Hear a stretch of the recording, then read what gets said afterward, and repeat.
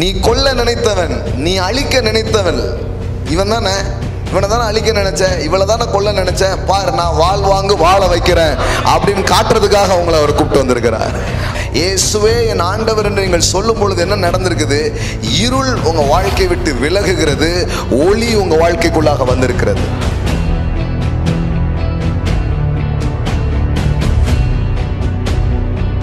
எல்லாருமே தேவனுடைய பிள்ளைகள் தாங்க, பிசாசுக்கெல்லாம் பிள்ளைகள் கிடையாது. அவனுக்கு கல்யாணமே எடுக்க, அவனுக்கு யார் பொண்ணு கொடுப்பா? புது வெளிப்பாடா இருக்கு அப்படிங்கிறீங்களா?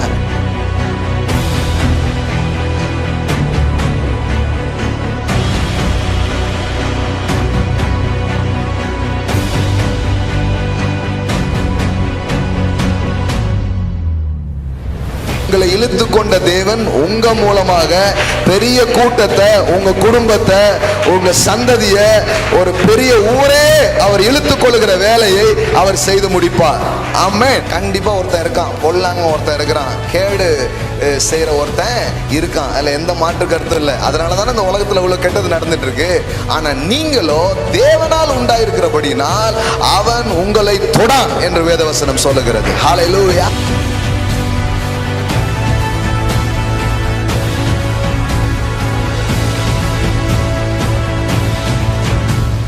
நீங்க தாங்க, உங்க ஏரியாவுக்கு நீங்க தான். உங்க ஏரியாவில் இருக்கிற எல்லா பிசாசையும் துரத்துறதுக்கு உங்களை வச்சிருக்கிறாரு, எல்லா நோயையும் குணமாக்க உங்களை வச்சிருக்கிறாரு. ஆமென். ஆமா. தேவனுடைய ராஜ்யம்னாலே என்ன? தேவனுடைய ராஜ்யம் ஒரு இடத்துக்கு வந்திருக்குங்கிறத எப்படி சொல்ல முடியும்னா, அங்கு மக்கள் சுகம் அடைவார்கள், அங்கு மக்கள் வாழ்வடைவார்கள்.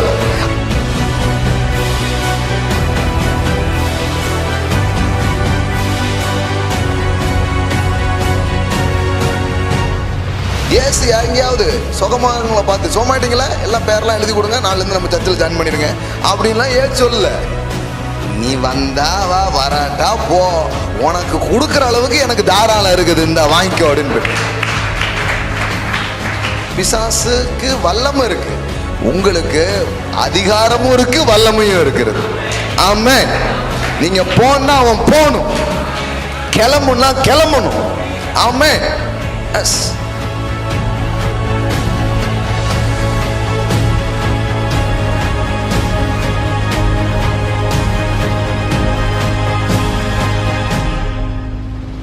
மக்களை ருசிக்க வைக்கிறது தான் நோக்கமே தவிர சொல்லுகிறியாங்கிறதுல நோக்கம் இல்லை. அதான் சொல்றேன், மறுபடியும் சொல்றேன், ஆத்துமாதாயம் செய்ய சொன்னாதான் சபை வளரும். இல்ல, ஆண்டவரை ஜனங்களை ருசிக்க வச்சாலே சபை வளரும். நம்ம ஸ்டாட்டிஸ்டிக்ஸ் எல்லாம் வேற. பொட்டு வச்சவங்களையும் சுகமாக்கிட்டாரோ, ஆமாய்யா, அவங்க தான் முதல்ல குணமாவாங்க. உனக்கு தான் சுகத்தை பெறதுல 1000 டவுட்டு, அவங்களுக்கு நோ டவுட்டு. ஏசு ஆக்குவாருன்னு நம்புறாங்க, அவங்க ஆயிடுவாங்க. நல்லா தட்டுங்க, தப்பு கிடையாது. ஆமாச்சி, மீனாட்சி, பேராட்சி எல்லாத்துக்கும் பண்ணுவாரா? எல்லாரும் மேலேயும் அவர் ஆட்சி வரும். எல்லாரும் தேவனுடைய பிள்ளைகளா இருக்கிறார்கள். அதை மனிதன் அறியாமல் பிசாசுக்கும் பாவத்துக்கும் சாபத்திலும் போய் அவன் சிக்கி கொண்டான். அவனை விடுவிக்க தேவாதி தேவனே இந்த பூமிக்கு மனுஷ ரூபம் கொண்டு அவர் இறங்கி வந்தார் என்பதுதான் சுவிசேஷமா இருக்கிறது. அவருடைய வார்த்தைக்கு நாம் போகலாம். கடந்த சில வாரங்களாகவே சுகம், விடுதலை, இந்த மாதிரி விஷயங்களே நாம் பேசிட்டு வர்றோம். ஐ திங்க் அந்த மாதிரி ஒரு தேவை இருக்கிறதுன்னு நான் நம்புகிறேன். போன வாரம் கூட எப்படி பிசாசின் மேலே நமக்கு தேவன் அதிகாரத்தை கொடுத்துருக்கிறார் அப்படிங்கிறத பற்றி என்ன பண்ணுறோம், பேசணும் பாருங்கள். ஏன்னா இதெல்லாம் கற்றுக்கொள்ள வேண்டும். ஏன்னா கிறிஸ்தவ வாழ்க்கைக்குள்ளே நீங்கள் உள்ளே வரும்பொழுது ஒன்று புரிஞ்சுக்கணும், கண்டிப்பாக நமக்கு ஒரு எதிரி இருக்கிறான், ஒரு எதிரி கண்டிப்பாக இருக்கிறான். ஆனால் எடுத்த உடனே எதிரியை பற்றியே படிச்சுட்டு இருக்கக்கூடாது. இயேசுவை பற்றி படிக்கணும், அவருக்குள்ளே நீங்கள் யாருங்கிறத படிக்கணும். அதோடு சேர்த்து ஒரு எதிரி இருக்கிறான். அந்த எதிரி ஒன்றும் பெரிய ஆள் கிடையாது. அவன் உலகத்தில் கொஞ்சம் பேர்கிட்ட பூச்சாண்டி காட்டலாம். ஆனால் கடவுளுடைய பிள்ளைகளாக இருக்கிற உங்களுக்கு முன்னாடி அவன் தோற்று தான் போக வேண்டும். ஆமென். அதனால தான் பாருங்கள், வேதமாகமும் சொல்ல வந்ததெல்லாம் நம்ம கண்டிப்பாக சொல்லணும். எந்த அளவுக்கு சொல்லணுமோ அந்த அளவுக்கு சொல்ல வேண்டியது ரொம்ப அவசியமாக இருக்குது. இயேசு இந்த பூமியில் இருந்தபோது பிசாசுகை துரத்துகிற ஒரு ஊழியத்தை அவர் செய்தார். அதாவது அவனுடைய கிரியைகளை எல்லாம் இவர் என்ன பண்ணாராம், அழித்தார் அப்படின்னு வேதவசனம் ரொம்ப தெளிவாக சொல்லுது பாருங்க. 1 யோவான் 3 அதிகாரம் 8வது வசனம் பாருங்க. பின்பகுதியிலிருந்து வாசிக்கிறேன். 3ஆம் அதிகாரம் 8வது வசனம். பிசாசினுடைய கிரியைகளை அழிக்கும்படிக்கே தேவனுடைய குமாரன் வெளிப்பட்டார். எல்லாம் சொல்லுங்க, பிசாசினுடைய கிரியைகளை அழிக்கும்படிக்கே தேவகுமாரன் வெளிப்பட்டார். அப்போ பிசாசு ஒன்றும் பெரிய ஆள் கிடையாது. எல்லாம் சொல்லுங்க, அவன் ஒன்றும் பெரிய ஆள் கிடையாது. அவன் பெரிய ஆள் மாதிரி காட்டிக்கிட்டு இருக்கான். நிறைய கிறிஸ்தவங்களும் அதை என்ன பண்ணுறாங்க, நம்பிக்கிட்டு இருக்கிறாங்க. அதனால் அவங்களுக்கு கொஞ்சம் பயம். சில பேர் சர்ச்சுக்கே வர்றது எதுக்குன்னு நினைக்கிறீங்க? பிரதர், சர்ச்சுக்கு வரலன்னா அவன் வீட்டுக்கு வந்துடுவானாம. சர்ச்சுக்கு வரலன்னா பாஸ்டர் தான் வீட்டுக்கு வந்து என்னன்னு கேட்கணும். ஆனால் சில பேருக்கு சர்ச்சுக்கு வர்றது, ஒழுங்காக ஜபம்லாம் பண்ணுறதுக்கு எது காரணம்னு நினைக்கிறீங்க? பிசாசு. அந்த சாசு தான் எல்லாத்துக்கும் காரணம். கடவுள் பேரில் இருக்கிற விருப்பத்தில் கடவுளை தேடுறதை விட பிசாசு மேலே இருக்கிற பயத்தில் தேடுறவங்க தான் ரொம்ப பேர் இருக்கிறாங்க. எத்தனை பேர் புரிஞ்சிச்சு? அமைதியாக இருக்கிறீங்க. புரிஞ்ச பிரதர்? நல்லா புரியுது பிரதர். அவன் வந்துடக்கூடாத. நல்ல ஜெபம் பண்ணணும், குடும்ப ஜெபம். எதுக்கு? குடும்ப ஜெபம் பண்ணலன்னா அவன் வந்துடுவோம்ல. கத்தரை தேடணும், கத்தரை பார்க்கணுங்கிறத விட இப்போ மெயின் சப்ஜெக்ட் யாராகிடுது? பிசாசு மாதிரி ஆகிடுது. அந்த அளவுக்கு யோசித்துறாதீங்க. அதே நேரத்தில் நமக்கு ஒரு எதிரியே இல்லை அப்படின்னு வேதம் ஒன்றும் என்ன பண்ணலை, சொல்லவே இல்லை. இயேசு சொன்னார், இயேசுவை பற்றி இங்கே சொல்லப்பட்டிருக்கிறது, அவனுடைய கிரியைகளை அவர் அழிக்கும்படிக்கு வெளிப்பட்டாராம். ஆமென். அவனுடைய கிரியைகள்லாம் என்னன்னு நீங்கள் பார்த்தீங்கன்னா, வியாதி, மக்களை வந்து கட்டி வச்சிருக்கிறது, வாழ்க்கையை வந்து வாழ விடாமல் பண்ணுறது. சில கேட்குறாங்க, நான் என்ன பாவங்க செஞ்சேன் அப்படின்னு கேட்குறாங்க. நீங்கள் பாவம் நீங்கள் ஒன்றும் செய்ய வேண்டாம், நம்ம தாத்தா ஆதாம் எல்லாத்தையும் செஞ்சிட்டாரு. அதனால் எல்லாமே இந்த மனு வர்க்கத்துக்குள்ள என்ன பண்ணுது, வந்து வேலை செய்யுது. இப்போ இயேசு கிறிஸ்துவின் மூலம் நம்மளை ஒரு புது சிருஷ்டிக்குள்ளாக, புதிய ராஜ்யத்துக்குள்ளாக, புதிய வாழ்க்கைக்குள்ளாக தேவன் நம்மை அழைக்கிறார். அதுதான் நற்செய்தி. எல்லாம் சொல்லுங்க, நற்செய்தி. நற்செய்தி என்பது என்ன? இயேசு கிறிஸ்துவை பற்றிய இந்த சுவிசேஷத்தை நம்புகிற, விசுவாசிக்கிற ஒரு மனிதனுக்கு இந்த பூமியிலேயே பிசாசின் மேலேயும் பாவத்தின் விளைவாக வந்த பாதிப்புகளும் ஒரு மீட்பை கொடுத்து, அதன் பேரிலே ஒரு ஆதிக்கத்தை, ஒரு வல்லமையை கொடுத்து, இந்த பூமியிலே நீ அழிக்க நினைச்ச பாரு இப்போ வாழ்ந்துட்டு இருக்கனான்னு காட்டுறதுக்காக தான் உங்களை கூப்பிட்டுருக்கிறாரு. நீ கொல்ல நினைத்தவன், நீ அழிக்க நினைத்தவன் இவன் தானே, இவனை தானே அழிக்க நினைச்சேன், இவளை தானே கொல்ல நினைச்சேன், பாரு நான் வாங்க வாழ வைக்கிறேன் அப்படின்னு காட்டுறதுக்காக அவங்கள அவர் கூப்பிட்டு வந்திருக்கிறார். ஆமென். அதனால தான் பாருங்கள், நீங்கள் என்ன நடக்குதுங்கிறத கொஞ்சம் கரெக்டாக என்ன பண்ணிக்கணும், புரிஞ்சுக்கணும். ஒரு இருளின் ராஜ்யத்தில் நின்று நம்மை விடுதலை ஆக்கி இருக்கிறார். இயேசுவை நீங்கள் ஆண்டவராக ஏற்றுக்கொண்ட போது என்ன நடக்குது? உங்கள் வாயை திறந்து ஜீசஸ் இஸ் லார்ட், இயேசுவே என் ஆண்டவர் என்று நீங்கள் சொல்லும் பொழுது என்ன நடந்திருக்குது? இருள் உங்கள் வாழ்க்கை விட்டு விலகுகிறது, ஒளி உங்கள் வாழ்க்கைக்குள்ளாக வந்திருக்கிறது. அதனால தான் நீங்கள் ஒளியின் மக்களாக இருக்கிறீர்கள். ஆமென். எல்லாம் சொல்லுங்க, என் வாழ்க்கையில் ஒளி இருக்கிறது. தேவரீரன் விளக்கை ஏற்றினீர் என்று தாவீது சொல்லுகிறான். அதுபோல விளக்கு ஏற்றப்பட்டிருக்கிறது. அப்படிப்பட்ட நிலைக்கு நீங்க என்ன பண்ணிருக்கிறீங்க, இப்போ வந்து சேர்ந்திருக்கிறீங்க. இப்போ வேதவசனம் கிறிஸ்துக்குள்ள வந்திருக்கிற உங்களை குறித்து இப்படிதான் சொல்லுது பாருங்க. உலகத்தின் நிலை வேற, உங்க நிலை வேற. ரெண்டுமே ஒரே மாதிரி இருக்கணுங்கிற அவசியம் இல்லை. பாருங்க, அதே 1 யோவான்ல 5ஆம் அதிகாரம் 19வது வசனம் பாருங்க. நாம் தேவனால் உண்டாயிருக்கிறோம் என்றும் உலகம் முழுவதும் பொல்லாங்கனுக்குள் கிடக்கிறது என்றும் அறிந்திருக்கிறோம். நல்லா தெரிஞ்சுக்கோங்க, நீங்க யாரால உண்டாயிருக்கிறீங்களா? உண்டாயிருக்கிறீங்க. உலகம் முழுவதும் எதுக்குள்ள கிடக்குதான் பாருங்க. இந்த உலகத்தில் இருக்கிற நம்ம ஒன்று கிறிஸ்தவங்க ஒன்று இதை வேற மாதிரி எடுத்துகிட்டு போயிடுவாங்க. நீங்கள்லாம் பிசாசின் பிள்ளைகள் அப்படின்றவாங்க. அவன் தான் கல்லை தூக்கி அடிக்கான். ஏய், என்னை பார்த்தா பிசாசு சொல்லுது அப்படின்ட்டு. சும்மா பிசாசு பிள்ளைலாம் கிடையாது, அவங்களும் கடவுளுடைய பிள்ளை தான். உங்களுக்கு அந்த அறிவு கிடைச்சிருக்கு, அவங்களுக்கு அந்த அறிவு கிடைக்கல, தான் வித்தியாசம். எல்லாருமே தேவனுடைய பிள்ளைகள் தாங்க. பிசாசுக்கெல்லாம் பிள்ளைகள் கிடையாது. அவனுக்கு கல்யாணமே எடுக்க, அவனுக்கு யார் பொண்ணு கொடுப்பா? இது புது வெளிப்பாடாக இருக்கு அப்படிங்கிறீங்களா? அவனுக்கெல்லாம் பிள்ளைங்க கிடையாது. அவனாலலாம் பெக்கவே முடியாது. அவன் ஆண்மையற்றவன். என் தேவன் மட்டும்தான் பெற்றெடுக்கிற வேலையை அவர் செய்கிறார். ஹல்லேலூயா. அவன் வந்து இந்த பிள்ளை பிடிக்கிறவன். யார் வீட்டு பிள்ளையாவது முட்டாய் கிட்ட காமிச்சு சாக்கு முட்டையில் போட்டு கடத்திட்டு போயிடுவாங்களே, அது மாதிரி புள்ள பிடிக்கிற வேலையை பண்ணுறவன் அவன். அவனுக்கு வந்து பிள்ளைலாம் அவன் கிடையாது. அப்போ உலகத்தில் இருக்கிற மனிதர்கள் யாரை பார்க்கும் பொழுதும் அவங்க பிசாசின் பிள்ளைகளை பார்க்கக்கூடாது. அவங்க யார்? அவங்க தேவனுடைய பிள்ளைகள் தான். ஆமென். இல்லை பொட்டு வச்சுருக்காங்களா பிரதர்? பொட்டு வச்சுருந்தானே அவங்களும் கடவுளுடைய பிள்ளைங்க தான். ஆமென். நம்ம கிறிஸ்தவங்க பாருங்கள், இந்த பொட்டு ஜடை இந்த ட்ரெஸ் இதை தாண்டி ஒரு மனிதம் அப்படிங்கிறதே வரமாட்டுக்கு. ஒரு மனுஷனா பாருங்க. ஹலோ, மனுஷனா எப்படி பாருங்க? மனுஷனா பாருங்க. சும்மா ஒரு மதவாதி மாதிரி பார்க்காதீங்க. ஒரு மாதிரி பார்த்துக்கிட்டு நாங்கள் வெந்தய கோஸ்தே, நீங்கள் எது இப்படிலாம் பார்க்காதீங்க. மனுஷனா பாருங்க. வேத வசனம் சொல்லுது, தேவன் இவ்வளவாய் இவ்வுலகத்தில் அன்பு கூர்ந்தார். God so loved the church. அப்படி போடல, God so loved the world. தேவன் சபையை நேசித்தார் அப்படி சொல்லல அந்த வசனம். அந்த வசனத்தில் எப்படி போட்டுக்குன்னா, God so loved the world. எல்லாம் சொல்லுங்க, உலகத்தை நேசிக்கிறார். அப்போ நீங்க கூட உலகத்துல ஒரு நேரத்துல இருந்தீங்க, அப்போ அவர் உங்களை நேசித்தார். அவர் அன்பு தான் இன்னைக்கு உங்களை சபையில கொண்டு வந்து உட்கார வச்சிருக்குது. ஆமென். அப்போ இயேசு சொன்ன மாதிரி, இந்த மந்தலி இல்லாத வேற இன்னும் ஆடுகள் எனக்கு உண்டு, அதுவும் என்ன பண்ணும்? வரணும்னு சொன்னார். உங்களை கொண்டு வந்த தேவன் உங்க மூலமா அவர்களையும் கொண்டு வந்து சேர்ப்பார். உங்க குடும்பமும் தேவனை ஆராதிக்கும். உங்கள் பிள்ளைகள் தேவனை ஆராதிப்பார்கள். உங்கள் தாய் தகப்பன்மார்கள் தேவனை ஆராதிப்பார்கள். உங்கள் இனவன ஜந்துக்கள் தேவனை அறிந்து கொள்வார்கள். அவர்களுக்கும் வெளிச்சம் பரவும். உங்க மூலமா பரம்ப வைப்பார். ஆமென். உன்னத பாட்டில் போட்டிருக்கு பாருங்க, என்னை இழுத்து கொள்ளும் நாங்கள் ஓடி வருவோம். முதல்ல சிங்கிளா தான் சொல்லுது, என்னை இழுத்து கொள்ளும். ஆனா அடுத்த லைன் எப்படி இருக்குது? ஓடி வர்றது யாரு? நான் இல்ல, நாங்கள். உங்களை இழுத்து கொண்ட தேவன் உங்க மூலமாக பெரிய கூட்டத்தை, உங்க குடும்பத்தை, உங்க சந்ததிய, ஒரு பெரிய ஊரே அவர் இழுத்து கொள்ளுகிற வேலையை அவர் செய்து முடிப்பார். ஆமென்.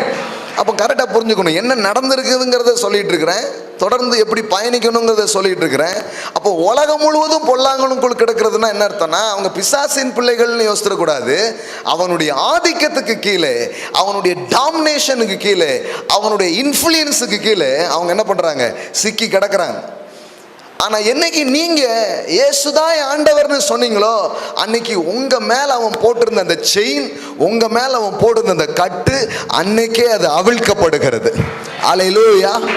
அதனால தான் இப்போ வேதவசனம் சொல்லுது, நீங்கள் மீட்கப்பட்டவர்கள். எல்லாம் சொல்லுங்க, நான் மீட்கப்பட்டவன். நல்லா சொல்லுங்க, நான் மீட்கப்பட்டவன்.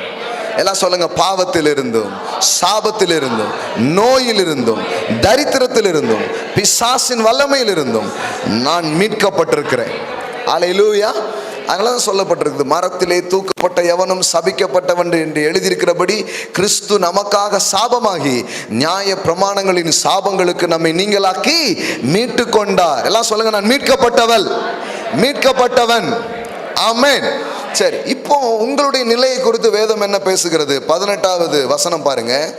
தேவனால் பிறந்த எவனும் பாவம் செய்யான் என்று அறிந்திருக்கிறோம்.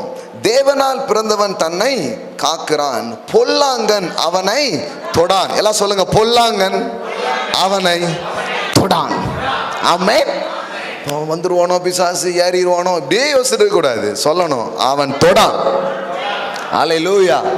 என்னை தொட அவனுக்கு அதிகாரம் இல்லை. என் வருமானத்தை தொட அவனுக்கு அதிகாரம் இல்லை. என் வேலையை, என் பிசினஸை தொட அவனுக்கு அதிகாரம் இல்லை. என் பிள்ளைகளை தொட அவனுக்கு அதிகாரம் இல்லை. ஆமென். எல்லாம் சொல்லுங்க, பொல்லாங்கன் தொடான். பாருங்க, அப்போ ஒரு தைரியமுள்ள வாழ்க்கை வாழணும், பயந்துட்டே வாழக்கூடாது. கிறிஸ்தவ வாழ்க்கைங்கிறது, பிரதர் யாரோ எலுமிச்சம்பழத்தை போட்டாங்க பிரதர் அப்படிங்காங்க. ஒரு எலுமிச்சம்பழத்தை உருட்டி விட்டா போதும், ஒரு 6-7 மாசம் அதே ஓடுது.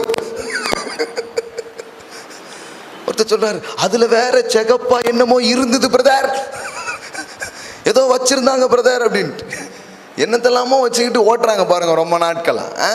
வேதவசனம் சொல்றது, பொல்லாங்கன் அவனை தொடான். ஆமென்.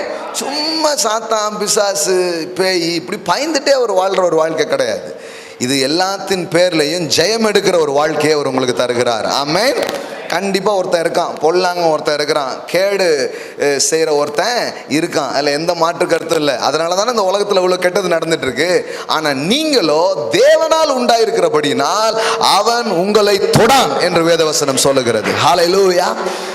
ஹல்லேலூயா. அவனுடைய இன்ஃப்ளூயன்ஸோ அவனுடைய ஆதிக்கங்களோ உங்க வாழ்க்கையில வேலை செய்ய முடியாது. இதை நீங்கள் அறிந்து கொள்ள வேண்டும். சும்மா பயந்துட்டே இருக்கக்கூடாது. பைபிள் படிக்கலன்னா பிசாசு வந்துடுவானேன்னு பைபிள் படிக்காதீங்க. பைபிள் படிக்க எனக்கு பிடிச்சிருக்குன்னு படிங்க. இப்போ நம்முடைய மோட்டிவேட் பண்ணுறதே நம்மளை யாராக தான் இருக்குது, பிசாசாக தான் இருக்குது. அவங்க வேறு வந்துடக்கூடாது. எடு செத்த பைபிளையாவது எடு, கொஞ்சம் நேரம் என்ன பண்ணுவோம், எதையாவது படிப்போம் அப்படின்னே ஆயிடுது பாருங்க. அப்படி கிடையாது. நான் தேவனுக்குள்ளே இருக்கிறேன், அவன் என்னை தொடான். ஹல்லேலூயா. அவனுக்கு என் மேல் அதிகாரம் இல்லை என்பதை புரிந்து கொள்ள வேண்டும். இயேசு பாருங்க, தேவனுடைய ராஜ்யத்தை இந்த பூமிக்குள்ளாக அவர் கொண்டு வந்தார். சிம்பிளா சொல்லணும்னா ஹெவன் ஆன் எர்த். எப்படி கொண்டு வந்தாருன்னு பார்த்தீங்கன்னா, முதல்ல வியாதி உள்ளவங்களாம் சுகப்படுத்துறாரு. அடுத்தது பிசாசின் பிடியில் அகப்பட்டவர்களை அவர் விடுவிக்கிறார். அப்போஸ்தலர் 10வது அதிகாரம் 38வது வசனம் வாசித்தீங்கன்னா, இயேசு செய்த 2 முக்கியமான காரியங்கள் அங்கு சொல்லப்பட்டிருக்கிறது. அப்போஸ்தலர் நடபடிகள் 10வது அதிகாரம் 38வது வசனம் பாருங்க. அப்போஸ்தலர் 10:38. நசரேயனாகிய இயேசுவை தேவன் பரிசுத்த ஆவியினாலும் வல்லமையினாலும் அபிஷேகம் பண்ணினார். எல்லாம் சொல்லுங்க, அபிஷேகம் பண்ணினார். நல்லா சொல்லுங்க, அபிஷேகம் பண்ணினார். ஆமென். இயேசு பாருங்க ஒரு மனிதராக இருக்கிறார். 100க்கு 100% அவர் யாரு? ஒரு மனிதன். அவர் தேவகுமாரன் தான், நித்தியமான குமாரன் தான். ஆனால் நித்தியமான குமாரன் இப்போ யாராக வந்திருக்கிறாரு? மனுஷகுமாரனாக வந்திருக்கிறார். அப்படி மனுஷகுமாரனாக வந்திருக்கிற அவருக்கு அவர் ஊர் நாசரேத் தான். அதனால தான் போட்டிருக்குது. நம்ம நசரேயனாகிய இயேசுவைன்னா வேற என்னெல்லாமோ நினச்சிடறோம். அது ஒன்றும் இல்லை. நாசரேத் ஊருக்காரராகிய இயேசுவை, எங்களுக்கு பக்கத்து ஊர் தான். நாசரேத் ஊருக்காரராகிய இயேசுவை தேவன் பரிசுத்த ஆவியினாலும் வல்லமையினாலும் அபிஷேகம் பண்ணினார். எல்லாம் சொல்லுங்க, பரிசுத்த ஆவியினாலும் வல்லமையினாலும் அபிஷேகம் பண்ணினார். அதனால தான் பாருங்க, இந்த கிறிஸ்தவ வாழ்க்கையை நம்ம ஜெயமாக வாழணும்னா, கடவுளுடைய நோக்கத்தை நிறைவேற்றுகிறவர்கள வாழணும்னா, விசுவாசிகளாக இருக்கிற ஒவ்வொருவருக்குமே இந்த பரிசுத்த ஆவியானவருடைய பலனும் வல்லமையும் அவசியமாக இருக்கிறது. ஆமென். அதனால தான் அப்போஸ்தலர்கள் அன்றைக்கு மக்களை பார்த்து கேட்டாங்க, நீங்கள் விசுவாசிகளான போது பரிசுத்த ஆவியை பெற்றீர்களா அப்படின்னு கேட்கிறார். பரிசுத்த ஆவியின் வரத்தை நீங்கள் பெற்றீர்களா அப்படின்னு கேட்கிறாரு. அப்போ அந்த அனுபவம் ஒரு பெந்தேகோஸ்தேங்கிற ஒரு சபைக்கு சொந்தமான அனுபவம் அல்ல. இயேசுவை விசுவாசிக்கிற ஒவ்வொரு பிள்ளைகளுக்கும் தேவன் தம்முடைய ஆவியை அவர் கொடுக்கிறார். இன்னும் சொல்ல போனால், மாம்சமான யாவர் மீதும் என் ஆவியை ஊற்றுவேன்ட்டார். மாம்சம் இருக்கா? நல்லா பார்த்துக்கோங்க, உங்கள் மேலே ஆவியை கண்டிப்பாக ஊற்றுவார். உங்கள் குமாரர்களும் உங்கள் குமாரத்திகளும் தீர்க்க தரிசனம் சொல்லுவார்கள். உங்கள் மூப்பர்கள் சொப்பனங்களை காண்பார்கள். ஆமென். அப்போ சொல்லிட்டார், எல்லார் மேலேயும் நான் ஊற்றுவேன்னு சொல்லிட்டார். எல்லாருக்கும் அது சொந்தம். எல்லாம் சொல்லுங்க, ஆவியின் அபிஷேகம் ஒவ்வொருவருக்கும் சொந்தமாக இருக்கு. ஆமென். நமக்கு அதை சொந்தமாக்குறதுக்குள்ள பெரிய படாத பாடு பாருங்க. ஆமாம், நான்லாம் சிஎஸ்சி சர்ச்சு அங்கேருந்து போகிறேன்னா, இதெல்லாம் இந்த மாதிரி காரியங்கள்லாம் அதெல்லாம் ஈஸி இல்லை தம்பி அப்படின்ட்டாங்க. ஆமாம், அதெல்லாம் ரொம்ப கஷ்டம் அப்படின்ட்டாங்க. அப்புறம் தான் பார்த்தா அதெல்லாம் கஷ்டமே இல்லை, நம்மளை நிரப்புறதுல அவர் ரொம்ப விருப்பமாக இருக்கிறார். ஆமென். அவர் ரொம்ப ஆர்வமாக இருக்கிறார். அவர் ரொம்ப பிரியமாக இருக்கிறார். அவருடைய ஆவியினால நம்மளை அவர் தொட, அவர் நிரப்ப அவர் விரும்புகிறார். அது ரொம்ப முக்கியமான காரியம். அப்போ இதெல்லாம் பெற்றுக்கொள்ளணும். இது பெற்றுக்கொள்வதற்காக உரிமைகள் நமக்கு இருக்கிறது. அவருடைய பிள்ளைகளாக இருக்கிற ஒவ்வொருத்தருக்கும் அது சொந்தமாக இருக்குதுங்கிறத நாம் புரிந்து கொள்ள வேண்டும். இப்போ இயேசுவை அவர் நிரப்பினாராம். நிரப்பிதனுடைய காரியம் என்னன்னு பாருங்க. பரிசுத்த ஆவியினாலும் வல்லமையினாலும் என்ன பண்ணாரு? அபிஷேகம் பண்ணினார். இப்போ கவனிங்க, தேவன் அவருடனே கூட இருந்தபடியினால் அவர் நன்மை செய்கிறவராய், எல்லாம் சொல்லுங்க, நன்மை செய்கிறவராய். சும்மா ஆவியானவர் வர்றது சும்மா இல்லை பாருங்க. ஆவியானவர் உங்கள் மேலே உங்களை அபிஷேகத்தால் நிரம்பியிருப்பீங்கன்னா 4 பேருக்கு பிரயோஜனமாக இருப்பீங்க. உங்கள் மூலமாக நல்ல காரியம் நடந்துக்கிட்டே இருக்கும். நீங்கள் அந்நிய பாஷை பேசுறது நல்லது. அந்நிய பாஷை பேசுகிற ஆளாக தான் நீங்கள் அறியப்பட்டிருக்க மாட்டீங்க. இவர் வந்தாருங்க, ரொம்ப யூஸ்ஃபுல்லாக இருக்குதுங்க, இவர் வந்தாருங்க, ரொம்ப பிரயோஜனமாக இருக்குதுங்கன்னு உங்களை குறித்து என்ன பண்ணுவாங்க? பேசுவாங்க. நன்மை செய்கிறவராயும் என்ன போட்டிருக்குது? பிசாசின் வல்லமையில் அகப்பட்ட யாவரையும் குணமாக்குகிறவராயும் சுற்றி திரிந்தார். அப்போ அவனுடைய வல்லமையில் அகப்பட்ட அப்படின்னா என்னன்னா, அவனுடைய பிடியில் சிலர் மாட்டிக்கிட்டு இருக்கிறாங்க. அவனுடைய ஆதிக்கத்துக்குள்ள அநேகர் இந்த உலகத்தில் என்ன பண்றாங்க, சிக்கி கொண்டு இருக்கிறாங்க. இப்ப இயேசு சொல்றாரு, அப்படி சிக்கி கொண்டிருக்கிறவர்களை விடுதலையாக்குகிற ஒரு ஊழியத்தை செய்யறதுக்கு நான் வந்தேன் அப்படிங்கிறார். அதான் போன வாரமே சொன்னேன், சில பேரை தேவன் சுகமாக்குகிற ஊழியத்திலையும் விடுதலையின் ஊழியங்கள்லையும் எடுத்து தேவன் பயன்படுத்த அவர் விரும்புகிறார். அல்லேலூயா. நம்முடைய சபையில் நிறைய ஜோன் புதுசா உருவாயிட்டே இருக்குது. சிலர் ப்ராஸ்பரிட்டியை பற்றி பேசுகிறவங்களா எழும்புறாங்க, சிலர் ப்ரொஃபட்டிக் அனாயிண்டிங்கில் எழும்புறாங்க. ஜவஹர்லாம் சாமனெல்லாம் பார்த்தீங்கன்னா ஹீலிங் அண்ட் டெலிவரன்ஸில் தேவன் அவங்கள பயன்படுத்துகிறார். நான் என்ன சொல்கிறேன்னா, இது யாரோ ஊழியக்காரங்களுக்கு நினச்சிக்கூடாது, இங்கே இருக்கிறவங்க ஒவ்வொருவரையும் தேவன் எடுத்து பயன்படுத்துவார். அல்லேலூயா.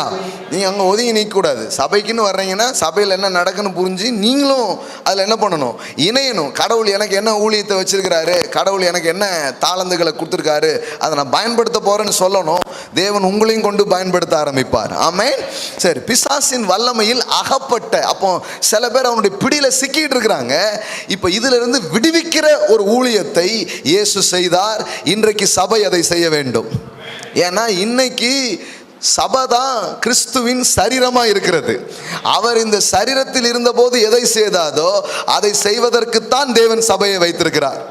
நாம் எல்லாரும் அதில் அவயமாக இருக்கிறோம். ஒவ்வொரு அவயமும் ஒவ்வொரு விதமான ஊழியத்தை அது செய்ய முடியும். ஆமென். எல்லாம் சொல்லுங்க, நான் அவயமாக இருக்கிறேன். பாருங்க, இயேசு பாடியில் நீங்கள் ஒரு அவயமா. சிலர் கண்ணாக இருக்கிறீங்க, நீங்கள் இயேசுவின் கண்ணா இருக்கிறீங்க. சிலர் இயேசுவின் காலா இருக்கிறீங்க. சிலர் இயேசுவின் கையா இருக்கிறீங்க. சிலர் இயேசுவின் இதயமா இருக்கிறீங்க. இயேசுவின் விரலா சில பேர் இருக்கிறீங்க. அப்போ உங்க மூலமாக அவருடைய செயல்கள் நடக்க ஆரம்பிக்கும். எல்லாம் சொல்லுங்க, என் மூலம் நடக்கும். இன்னைக்கு நீங்க சொல்லலாம், கர்த்தராகிய தேவனுடைய ஆவியானவர் என் மேல் இருக்கிறார். ஏசாயா 61 நீங்க சொல்ல முடியும். சொல்லுங்க பார்க்கலாம், கர்த்தராகிய தேவனுடைய ஆவியானவர் என் மேல் இருக்கிறார். என் மேல் ஆவியானவர் இருக்கிறார். ஆமென். இதை சொல்லும் போதே அந்த அபிஷேகம் உங்களை சுத்திலும் நுகங்கள்ல இருக்கிறவங்க இருப்பாங்கன்னா அது அவர்களை முறிக்கும். சிலர்லாம் டிப்ரெஷன்ல இருந்து வெளியே வருவாங்க, சிலர் சுகம் அடைவார்கள், சிலர் விடுவிக்கப்படுவார்கள், சிலர் குணமாக்கப்படுவார்கள். இயற்கைக்கு அப்பாற்பட்ட காரியங்கள் உங்கள் மூலமாக நடக்கிறத நீங்க பார்ப்பீங்க. ஆமென். உங்க ஏரியாவுக்கு நீங்க தாங்க, உங்க ஏரியாவுக்கு நீங்க தான். உங்க ஏரியாவில் இருக்கிற எல்லா பிசாசையும் துரத்துறதுக்கு உங்களை வச்சிருக்கிறாரு. எல்லா நோயையும் குணமாக்க உங்களை வச்சிருக்கிறாரு. ஆமென். ஆமா. எங்க ஏரியாவுக்கு பாஸ்டர் வந்துடுங்கன்னு சொல்லிடாதீங்க, உங்க ஏரியாவுக்கு நீங்க தான் பாஸ்டர். ஆமா, உங்க மூலமா தான் ஆண்டவர் செய்வார். ஆமென். ஆமா. ஒருத்தர் போய் இப்படி செஞ்சுக்கிட்டே இருந்தா எப்படி? ஒவ்வொருத்தரை கொண்டும் தேவன் செய்கிறார். ஆமென். அப்போ விடுவிக்கிறவராக குணமாக்குகிறவராக அவர் சுற்றி திரிந்ததை நாம் பார்க்கிறோம். அப்போ இந்த வியாதியிலிருந்து சுகமும் இந்த பிசாசின் பிடியிலிருந்து மக்கள் விடுவிக்கப்படுகிறதையும் பார்க்கும்போது ஒன்று நல்லா தெரியுமா, தேவனுடைய ராஜ்யம் இங்கே வந்திருக்கிறது அப்படின்னு. தேவனுடைய ராஜ்யம் என்ன பண்ணிருக்குது, வந்திருக்குங்கிறது அதை பார்க்கும் போதே தெரியுமா. அப்போ தேவனுடைய ராஜ்யம்னாலே என்ன, தேவனுடைய ராஜ்யம் ஒரு இடத்துக்கு வந்திருக்குங்கிறத எப்படி சொல்ல முடியும்னா, அங்கு மக்கள் சுகம் அடைவார்கள், அங்கு மக்கள் வாழ்வடைவார்கள். அங்கு வெகு நாட்களாக நோயின் பிடியில பிசாசின் பிடியில கட்டப்பட்டு அப்படியே அழிவுக்கு நேராய் போகிறவர்கள் ஜீவனுக்கு நேராக திரும்ப ஆரம்பிப்பார்கள். பாதிக்கப்பட்டவர்கள் சுகமாக்கப்படுவார்கள், விடுவிக்கப்படுவார்கள். அங்கு வாழ்வு உண்டாக ஆரம்பிக்கும். அங்குதான் தேவனுடைய ராஜ்யம் இருக்கிறது. ஹல்லேலூயா. அந்த இடத்துல கடவுளுடைய அரசு இறங்கி இருக்குன்னு அர்த்தம். அப்ப பாருங்க, கர்த்தர் பாருங்க, அவருடைய பிள்ளைகள் ஒவ்வொருவரையுமே அவர் இப்படி அழைக்கிறார். எப்படி அழைக்கிறாருன்னா, நோயின் மேல உனக்கு அதிகாரம் இருக்கு, பேயின் மேல உனக்கு அதிகாரம் இருக்கு. ஆமென். ஸ்டார்டிங்கே அங்கதானே, அதிகாரத்துல தான் ஸ்டார்டே பண்றாரு. சில சொல்லுவாங்க, என்ன அதிகாரம் உனக்கு அப்படிம்பாங்க. யோவான் சுவிசேஷம் 1வது அதிகாரம் பார்த்தீங்கன்னா அங்கே ஸ்டார்டிங்கே அதுதான். கிங்டம்குள்ளே நீங்கள் வந்த உடனே உங்களுக்கு என்ன கொடுத்துட்றாங்க, ஒரு உரிமையும் ஒரு அதிகாரமும் உங்களுக்கு என்ன பண்ணப்படுகிறது, கொடுக்கப்படுகிறது. அங்கே என்ன வாசிக்கிறீங்க, யோவான் சுவிசேஷம் 1ஆம் அதிகாரத்தில், அவருடைய நாமத்தின் மீது விசுவாசம் உள்ளவர்களாய் அவரை ஏற்றுக்கொண்டவர்கள் எத்தனை பேர்களோ அத்தனை பேர்களுக்கும் பிள்ளைகளாகும்படி என்ன கொடுத்தாராம். எல்லாம் சொல்லுங்க, அதிகாரம். எல்லாம் சொல்லுங்க, நான் பிள்ளைங்கிறதுனால எனக்கு என்ன இருக்குது, அதிகாரம் இருக்கிறது. எல்லாம் சொல்லுங்க, அதிகாரம். ஆமென்.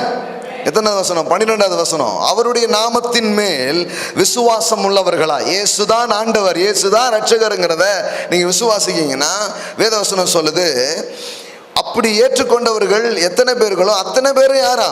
கடவுளுடைய பிள்ளை. எல்லாம் சொல்லுங்க, தேவனுடைய பிள்ளை. இப்ப அது மட்டும் இல்ல, அவர்களுக்கு என்ன கொடுத்தார்? அதிகாரம் கொடுத்தார். எல்லாம் சொல்லுங்க, அதிகாரம். போன வாரம் சொன்னேன் இல்லையா, அதிகாரம்ங்கிறது வேற, வித்தியாசம் புரிஞ்சா? பிசாசுக்கு வல்லமை இருக்கு, உங்களுக்கு அதிகாரமும் இருக்கு, வல்லமையும் இருக்கிறது. ஆமென். நீங்க போனா அவன் போகணும், கிளம்புனா கிளம்பணும். ஆமென்.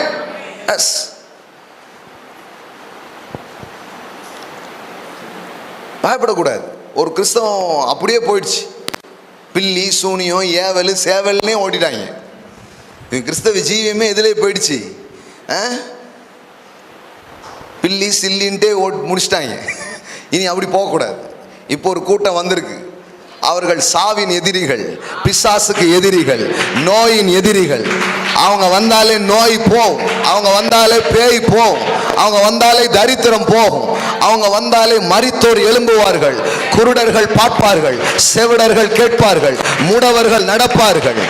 இயற்கைக்கு அப்பாற்பட்ட அதிசயங்களும் அற்புதங்களும் நடக்கும் என்பதை நிரூபித்து காட்டுகிற ஒரு சந்ததியை தேவன் எழுப்பி கொண்டிருக்கிறார். ஆமென்.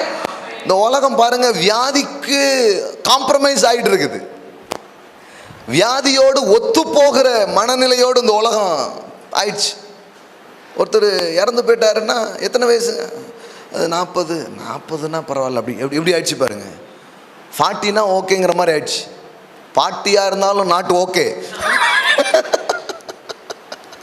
இவங்க 40 என்ன சொல்லிடுறாங்க, அப்பா 40 பரவாயில்ல அப்படிங்கிற மாதிரி ஒரு விதமான கன்விக்ஷனை பிசாசு என்ன பண்ணுறான், உருவாக்குறான். விடுறதா இல்லை, நம்ம சாவையை மிதிக்கணும்னு நினைக்கிறோம், சாவையை மிதிக்கணும்னு நினைக்கிறோம். அவர் ஜெயித்தது போல நாம் ஜெயிக்க அழைக்கப்பட்டிருக்கிறோம். ஆமென். ஒருபோதும் காம்ப்ரமைஸ் ஆயிடாதீங்க. ஒவ்வொரு முறையும் எதிர்த்து நில்லுங்க, பிசாசுக்கு எதிர்த்து நில்லுங்கள், அப்பொழுது அவன் உங்களை விட்டு ஓடி போவான் என்று எழுதப்பட்டிருக்கிறது. ஆமென். அவனுடைய கிரியைகளுக்கு, அவனுடைய வல்லமைகளுக்கு எதிர்த்து நில்லுங்கள், ஏன்னா உங்களுக்கு அதிகாரம் கொடுக்கப்பட்டிருக்கிறது. ஆமென். எல்லாம் சொல்லுங்க, எனக்கு அதிகாரம் இருக்கு. நல்ல கையை வசதி சொல்லுங்க பார்க்கல, எனக்கு அதிகாரம், என் கையில் அதிகாரம் இருக்கு. ஆமென். ஆமா, அவனை மேற்கொள்ளுகிற அதிகாரம் உங்களுக்கு இருக்குது. உங்க ஏரியாவில் யாருக்காவது பிரச்சனைனா நீங்க தான் டீல் பண்ணணும். ஆமென். அவர் வீட்டுக்கு போங்க, அவர் பேயெல்லாம் ஓட்டுவார். அவர்கிட்ட கூட்டு போங்க, நோயெல்லாம் சுகமாக்குவார். ஆமென். அப்படி அறியப்படணும். ஆமாம். சில சொல்கிறீங்க, எங்கள் வீட்டுக்குள்ளேயே 2 பேய் இருக்கிற மாதிரி இருக்குது பாஸ்டர் அப்படின்னீங்கன்னா உங்களால் வீட்டில் துரத்துங்க. ஆமென். வீட்டில் அந்த அதிகாரத்தை பயன்படுத்துங்க. அன்றைக்கெலாம் பாருங்கள், கேன்சர் நோயில் பாதிக்கப்பட்டவங்களுக்கு போய் ஜோம் பண்ணுறாங்க. அன்றைக்கி ஜீவா போய் ப்ரேயர் பண்ணியிருக்கிறாங்க கையை வச்சு. எல்லோரும் பயப்பட்டுருக்காங்க. நமக்கு என்ன சொல்லிட்டாங்கன்னா, நீ கையை வச்சுட்டேன்னா அப்படியே உனக்குள்ளே வந்துட்டுனா என்ன பண்ணுவேன்? இப்போ ஏற்கனவே யோசிக்கிறாங்க, ஏற்கனவே பிரச்சனை ரொம்ப இருக்குது பிரதர், நம்ம வேற கையை கீயை வச்சு அது வெளியே ஏதாவது உள்ளே வந்து எதுக்கு வம்பு, நீங்களே வந்துருங்களேன். எப்படி இப்படியே பழகிருக்கிறோம். இப்போ பாருங்கள், நம்ம ஆட்கள் அப்படி கிடையாது, போய் கையை வைக்கிறாங்க. அல்லேலூயா. கையை வைக்கிறாங்க, சுகம் ஆவாங்கன்னு கையை வைக்கிறாங்க. அதுதான் சொல்லியிருக்கிறார், கையை வை நான் சுகமாக்குவேன் இருக்கிறார். ஆமென். விசுவாசிகள் ஒவ்வொருவரும் அதிகாரத்தை பயன்படுத்துகிற ஒரு காலத்துக்குள்ளாக வந்திருக்கிறோம். இனி ஊழியக்காரர் சுகமாகினாரு, வரம்பெற்றவர் சுகமாகினாருங்கிறதெல்லாம் கேள்விப்பட மாட்டீங்க. இனி ஒவ்வொரு விசுவாசியும் சுகப்படுத்துகிறதை நீங்கள் கேள்விப்படுவீங்க. ஒவ்வொருவரும் பிசாசை துரத்துகிறதை கேள்விப்படுவீங்க. தேவனுடைய பிள்ளைகள் ஒவ்வொருவருக்கும் அந்த அதிகாரத்தை தேவன் தருகிறார். அல்லேலூயா. உங்க மூலமா அது நடக்கும் பாருங்க. அதனால பாருங்க, இது சும்மா கிடையாது. It's not just religion, it is authority. It is authority. எல்லாம் சொல்லுங்க, அதிகாரம். ஒரு அதிகாரத்தை தேவன் கொடுக்கிறார். முதல்ல நீங்களே ஒண்ணுக்கு கீழே அடிமைப்பட்டு கிடந்தீங்க, உங்களை இவர் விடுவித்து இப்போ உங்களை அப்பாயிண்ட் பண்றாரு, உங்க மேல ஒரு அதிகாரத்தை வைக்கிறாரு. இப்ப நீ கையவை, இப்ப நீ பேசு, நீ சொல்ல, நீ எதை கட்டுறையோ அது கட்டப்படும், எதை கட்ட அவிழ்க்கிறையோ அது கட்டவிழ்க்கப்படும். இயற்கைக்கு அப்பாற்பட்ட அபிஷேகத்தை தேவன் உங்கள் தலை மேல ஊத்துறாரு, உங்க வாழ்க்கைக்குள்ள அவர் ஊற்றுகிறார். உங்க மூலமாக அது நடக்கும், உங்க மூலமாக அது பாய்ந்து செல்லும். ஆமென். ஹல்லேலூயா. அப்போ பாருங்க, இதெல்லாம் தேவனுடைய ராஜ்யம் வந்திருக்குங்கிறதுக்கு ஒரு பெரிய அடையாளங்களாக இருக்குது பாருங்க. இயேசு வந்து அவ்வளோ எதிர்த்தார் வியாதியை. நம்ம வியாதியோட காம்ப்ரமைஸ் பண்ணுற பிரசங்கங்கள் தான் நிறைய பேர் கேட்குறாங்க. இன்னும் சிலர்லாம் என்ன கேட்குறாங்கன்னா ரொம்ப கொடூரம். அதெல்லாம் கடவுளே உனக்கு அனுப்பியிருக்காரு அப்படிங்காங்க. கடவுளே என்ன அனுப்பியிருக்கிறாரா? தேவன் யாரை ரொம்ப நேசிக்கிறாரோ அவர்களுக்கு இந்த கேன்சர் கட்டியை கொடுக்குறார். கடவுள் ரொம்ப அன்பாக இருந்தா கட்டிலாம் கொடுப்பார் தம்பி அப்படின்ட்டாங்க. எந்த கடவுளை பற்றி சொல்கிறீங்க நீங்கள்? எனக்காக தழும்புகளை ஏற்றுக்கொண்டா அவருடைய தழும்புகளாலே நான் சுகமாகிறேன். இந்த கடவுளை எப்படி பிரசங்கம் பண்ணி வச்சுருக்காங்க பாருங்கள். எப்படி பேசிட்டாங்க? கடவுளே கட்டிலாம் உனக்கு கொடுப்பாரு. ஏன்னா கடவுள் உன் மேலே ரொம்ப அன்பாகி விட்டார். இவங்களும் பாருங்கள் அன்பு பரிசு மாதிரி வளர்த்துக்கிட்டே இருக்காங்க. அதை தடவி கொடுக்காங்க கட்டியை. தேவன் கொடுத்த அன்பு பரிசு அப்படின்ட்டு பிசாசு உள்ளே போந்து வாழ்க்கையை கெடுத்துக்கிட்டு இருக்கான். இவைகள் வந்து கட்டியை தடவுறாங்களாம். இல்லை, கடவுள் வந்து நீங்கள் வந்து வியாதி இல்லாமல் நல்ல ஆளாக நரகத்துக்கு போகிறத விட வியாதியோடு எங்கே போகிறது பெற்றான்? பரலோகத்துக்கு போகிறது பெற்று அப்படின்ட்டாங்க. அதாவது பரலோகத்துக்கு உங்களை தயார்படுத்துறதுக்காக கடவுள் எதாவது அனுப்பியிருக்கிறாராம். இப்போ இயேசுவெல்லாம் அனுப்புனாரு, இப்போ புதுசாக ஏதோ அனுப்பியிருக்கிறாரோ? இயேசு தான் சொன்னார், என்னை அல்லாமல் ஒருவனும் பிதாவினிடத்தில் வரான். இப்போ சுவிசேஷமே மாறிடுச்சு. வியாதி இல்லாமல் நீங்கள் தேவன்கிட்ட வர முடியாது. ஏன்னா வியாதி தான் உங்களை என்ன ஆக்கும்? நல்லாக்குன்னே சொல்லி கொடுத்துட்டாங்க. அதனால் பாருங்கள், மதத்துக்கு பாருங்கள் இதை எதிர்க்க மேற்கொள்ள வலிமை இல்லை. அதனால் இது என்ன பண்ணுது? தன் பிரசங்கத்தையே மாற்றிடுது. கடவுளே கொடுத்தாரு, கடவுளை பாருங்கள். நான் தான் அடிக்கடி சொல்லியிருக்கிறேன். நிறைய நேரம் நான் அனுபவத்தையே சொல்கிறதே இல்லை. நான் சொல்லியிருக்கேன் இல்லையா, தரித்திரம் பற்றாக்குறை இருக்கும்போதே நான் செழிப்பை தான் பிரசங்கம் பண்ணியிருக்கிறேன்.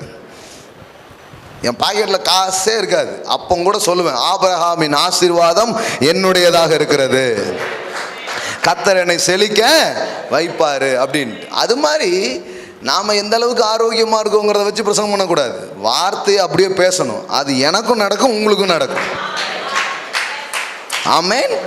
அது எனக்கும் நடக்கும், உங்களுக்கும் நடக்கும். ஆமேன். ஆமாம். போன வாரெல்லாம் கொஞ்சம் இருமல் இருந்தது. இருமல் இருந்தாலும் சுகத்தை தான் பேசணும். கர்த்தர் குணமாக்குவார். ஆமாம். மக்கள் என்ன பண்ணிடுவாங்கன்னா, இல்லை எனக்கே இருமல் வரும்னா உங்களுக்கு என்னன்னாலும் வரலாம், இப்படி பேசிட்டாங்க. மக்களும் வந்து எப்படி பார்க்குறாங்கன்னா, எவ்வளோ பெரிய ஊழியக்கார், அவருக்கே வந்து நெஞ்சு வெளியெலாம் வந்துதாமே, நமக்கு என்னென்ன வெளியெலாம் வருமோ, இப்படி போயிட்டாங்க பாருங்க. தப்பு பாருங்க. பெரிய ஊழியக்காரராக இருக்கலாம், ஆனால் சத்தியத்தை அறியாமல் இருக்கலாம். நீங்கள் தேவனுடைய பிள்ளை ராஜ்யத்தில் சின்னாலாக இருந்தாலும் சத்தியத்தை குறித்த அறிவை நீங்கள் அடைய முடியும். ஆமென். தேவன் ஒருபோதும் வியாதியை உங்களுக்கு வைக்கல, உங்களுக்காக சுகத்தை அவர் வைத்திருக்கிறார். அடிமைத்தனங்களை வைக்கல, உங்களுக்காக விடுதலை அவர் வைத்திருக்கிறார். ஆமென். அப்போ இதை வந்து கரெக்டாக புரிஞ்சுக்கணும் பாருங்க. இயேசு பாருங்க, இந்த பூமியில் இருந்த பொழுது அதை செயல்படுத்தி காண்பித்தார். எப்போவுமே இயேசு செய்த காரியங்கள். மத்தேயு சுவிசேஷம் 12ஆம் அதிகாரம் 15வது வசனம் பாருங்க. இயேசு அதை அறிந்து அவ்விடம் விட்டு விலகி போனார். திரளான ஜனங்கள் அவருக்கு பின் சென்றார்கள். அவர்கள் எல்லோரையும் அவர் சொஸ்தமாக்கி. இந்த வார்த்தை ரொம்ப முக்கியமானது. எல்லாம் சொல்லுங்க, அவர்கள் எல்லோரையும் அவர் சொஸ்தமாக்கி. அப்போ ஒன்று புரிஞ்சுக்கணும், இயேசு எல்லோரையும் சொஸ்தமாக்குறார். எல்லாம் சொல்லுங்க, ஒரு சிலரை அல்ல, எல்லோரையும். அப்போ இங்கே யாராக வேணாலும் இருக்கலாம், இங்கேயும் இருக்கலாம், வெளியிலையும் இருக்கலாம். சுகம் வந்து பார்த்தீங்கன்னா, கடவுள் வந்து நீ என் மதத்தில் சேர்றியா, நீ ஞானஸ்தானத்தை எடுத்துக்கிறியா, உனக்கு சுகத்தை தரேன், இப்படிலாம் கடவுள் பேச மாட்டார். இது வந்து பாஸ்டர் பேசுவாங்க, ஆண்டவர் பேச மாட்டார். ஆண்டவர் வந்து நீ யாராக இருந்தானப்பா, சுகம் வேணுமா, இந்த வாங்கிக்கோம்பார். என்ன இப்படி தாராளமாக எடுத்து கொடுத்துட்டீங்கன்னா? ஆமாம், அவர் தாராளமாக இருக்க, நாம் மண்கணராக இருக்கலாமா? ஒருத்தர் கேட்குறார், கம்யூனியன் என்ன? கம்யூனியன் வந்து ஒரு மருந்து அப்படின்னு சொல்கிறீங்க, ஓகே, அதுக்காக வாரம் போகிறவங்களுக்கெல்லாம் கொடுத்துடலாமாங்காரு. ஐயா, கடவுள் தாராளமாக இருக்கிறார், நீங்கள் ஏன் வன்கண்ணனோடு இருக்கிறீங்க? கடவுளுக்கு ஒன்றும் பிரச்சனையே கிடையாது சுகமாக்குறதில்ல. இல்லை, அவன் சுகமாக்கிட்டு நாளைக்கு சர்ச்சுக்கு வரலன்னா பரவாயில்ல, அவருக்கு ஒன்றும் பிரச்சனை இல்லை. அவனுக்கு நன்றியாக இருந்து அவன் வந்தால் வரலாம். ஏசு எங்கேயாவது சுகமாகவங்களை பார்த்து சுகமாயிட்டீங்களா, எல்லாம் பேரெல்லாம் எழுதி கொடுங்க, நாளிலேருந்து நம்ம சர்ச்சில் ஜாயின் பண்ணிடுங்க அப்படின்லாம் ஏசு சொல்லல. நீ வந்தா வா, வராட்டா போ, உனக்கு கொடுக்குற அளவுக்கு எனக்கு தாராளம் இருக்குது, இந்த வாங்கிக்கோ அப்படின்னு. சிலருக்கு ஹெல்ப் பண்ணிக்கிட்டு நான் தான் ஹெல்ப் பண்ணிடணும் எல்லாத்தையும் சொல்லிடணும்னா அப்படிம்பாங்க.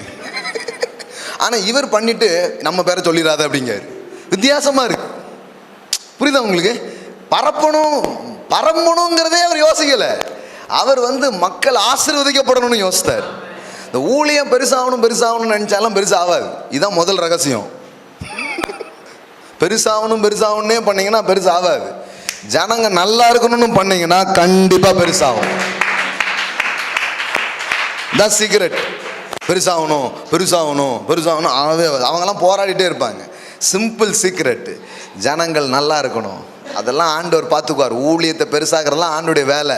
வர்றவங்க சுகமாக இருக்கணும், வர்றவர்கள் விடுவிக்கப்படணும், வருகிறவர்களுடைய தேவைகள் சந்திக்கப்படணும். இந்த இருதயத்திலேருந்து நீங்கள் பண்ணீங்கன்னா பெருசாக்குற வேலையெல்லாம் அவர் பார்த்துக்குவார். அவர் சூப்பராக அதை பெருசாக்குவார். கேட்குறாங்க எப்படிங்க பெருசாகுது அப்படின்ட்டு. நான் பெருசாகணும்னு நினச்சே பண்ணுறது இல்லையே. பண்ணுறதுக்கெல்லாம் வேறு நோக்கங்கள் இருக்குது. அப்போ இயேசு சுகமாக்கிட்டு நீ வருவியாலாம் கேட்கல. ஒரு கல்லறையில் பிசாசு பிடிச்சி ஒருத்தன் கிடக்கிறான். இயேசு அவனை சுகமாக்குறாரு, அவனை விடுவிக்கிறாரு. விடுவிச்ச உடனே அவன் சொல்கிறான், உங்கள் பின்னாடியே வந்துடுறேன் இயேசுவே, ஊழியத்துக்கு வந்துடுறேன், ஒப்பு கொடுத்துட்றேன் அப்படின்ட்டான்.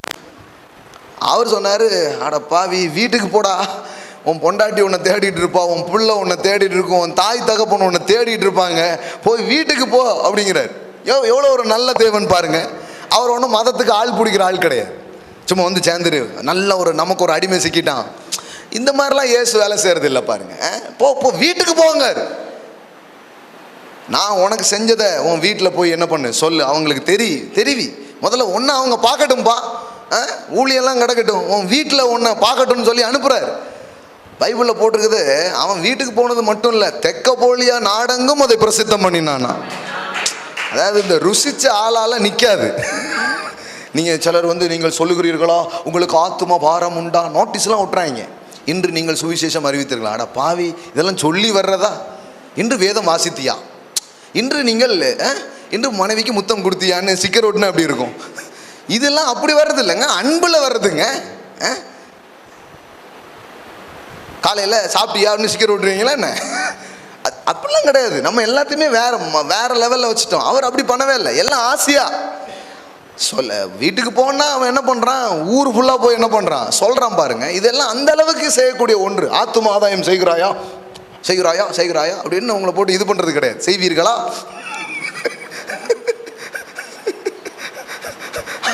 அந்த மாதிரி கிடையாது. இது உள்ள வரும்.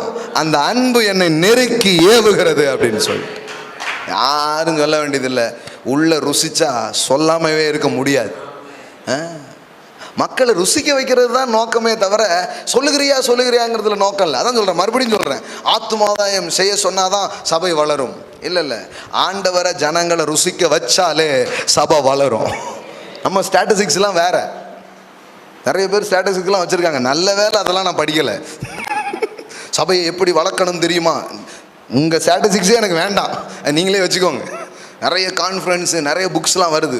சபையில் ஆத்துமாதாயம் செய்ய நாம் ஜனங்க ஆண்டவரை ருசிச்சாலே ஒன்றும் இல்லைங்க. ஒரு தக்காளி ஒரு கத்திரிக்காய் 2 ரூபாய்க்கு கம்மியாக கிடச்சாங்கன்னா அது எத்தனை பேர்ட்ட சொல்கிறோம், ஏக்கா அங்கே 2 ரூபா கம்மியாக அப்படிங்காங்க. ஏன்னா அந்த கடைக்காரன் கமிஷன் தரேனா உங்களுக்கு, சும்மா போய் சொல்கிறோம். அப்போ தேவனை ஒருத்தர் ருசிச்சா எப்படிங்க சொல்லாமல் இருக்க முடியும்? கண்டிப்பாக சொல்லுவாங்க. நம்ம ஊரில் சொல்கிறாங்க இல்லையா, ருசி கண்ட பூனை நிற்காதுங்கிற மாதிரி டேஸ்ட் பண்ணிட்டா சொல்லாமலே இருக்க முடியாது. என் தேவன் நல்லவர், என்னை உயர்த்தினார், என்னை ஆசீர்வதிச்சார், உனக்கும் செய்வாருங்கிறத தன்னாலே நம்ம சொல்ல ஆரம்பிச்சிடுவோம். ஆட்டோமேட்டிக்காக நடக்கிற ஒரு செயல் தான் அதுவே தவிர சும்மா போட்டு வற்புறுத்தலாக நடக்கிற காரியம் அல்ல. அப்போது நிபந்தனையே இல்லாமல் எல்லாரையும் சுகமாக்குனார். நீ ஆலயத்துக்கு வருவியா வரமாட்டியா, நீங்களும் போய் கேட்கும்போது கேட்காதீங்க, இது என்ன கயிறு, இந்த கயிற்றை கலத்து, அப்போ தான் இயேசு இறங்குவார். என்னென்ன வேலைகள்லாம் பார்க்குறாங்க தெரியுமா?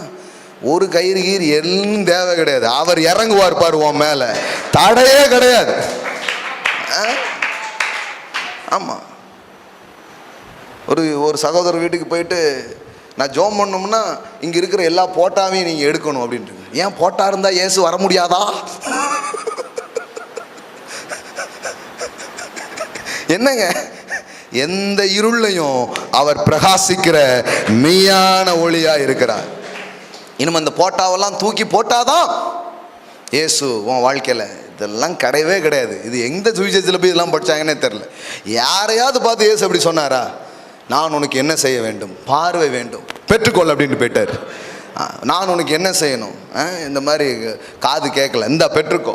என்ன செய்யணும், என் மகள் வியாதியா இருக்கிறா, இந்த பெற்றுக்கோ. வாரி வாரி வழங்கிக்கிட்டே இருந்தாருங்க. நம்ம மதம் வளர்க்குறோம். அவர் மதம் வளர்க்கல, மனுஷனை வளர்த்தார், மனுஷனை நல்லாக்குனார், மனிதர்களை நேசித்தார், மனிதர்களுக்காக ஒன்றை செய்தார். நீங்க உங்க மதத்தை வளர்க்கணும்னு நினைக்காதீங்க. அதனாலதான் டென்ஷன் ஆகிறான் அவன்.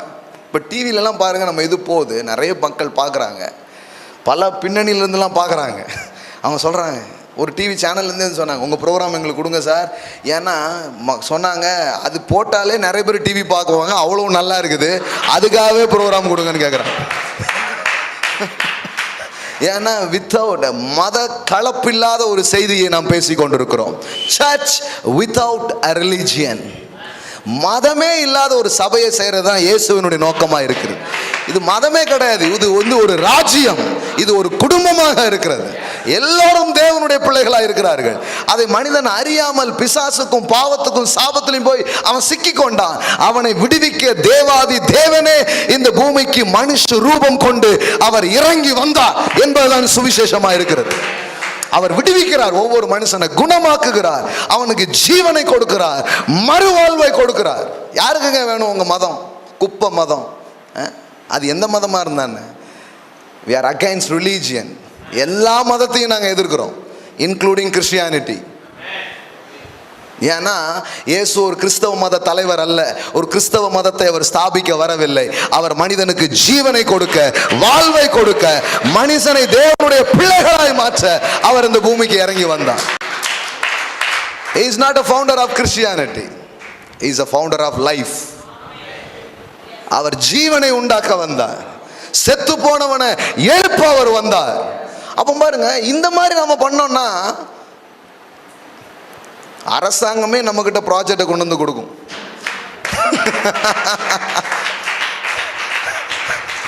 ஏன்னா கவர்மெண்ட்டே இந்த டெவலப்மெண்ட் எல்லாம் எப்படி பண்ணணும்னு போராடிட்டு இருக்கிறாங்க. அது நம்ம பண்ணோம்னா கவர்மெண்ட்டே சொல்லுங்க, கொஞ்சம் நல்லா பண்ணுங்க சார். இதெல்லாம் நடந்துருக்குதுங்க. எத்தனையோ ட்ரக்ஸில் குடியில் அடிமைப்பட்டு போன ஒரு கூட்ட மக்களை என்ன செய்யறதுன்னே தெரியல. இந்த பெத்தேல் சர்ச் அப்படின்ட்டு ஒன்று இருக்குது அமெரிக்கா. அந்த அந்த அந்த சர்ச்சில் உள்ளவங்களுக்கு அரசாங்கமே ஒரு ஏரியாவை ஒதுக்கி இதில் நீங்கள் செய்யுங்க, மக்களுக்கு நல்லது பண்ணுங்கன்னு இருக்கிறாங்க. ஆமென். நம்ம இங்கே வெறும் மதமாத்து வேலை மாதிரியே கொஞ்சம் பண்ணிட்டு அழைக்கிறதுனால தான் டென்ஷன் ஆகிறாங்க கொஞ்சம் பேர். இல்லை இது வாழ்வழிக்கிற வேலை, வாழ்வழிக்கிற வேலை, சுகப்படுத்துகிற வேலை. ஆமென். நீ வருவியா சைனை போடு, அக்ரிமெண்ட்டில் முதலே சைன் பண்ணு, இந்த வேலைலாம் கிடையாது. Take it, receive it. ஒரு நாள் அவனுக்கு தோணும், சே எந்த நிபந்தனையும் இல்லாமல் என்னை ஒரு குணப்படுத்துவார்னா அவர் அன்பு தான் உண்மையான அன்பு. ஆமென்.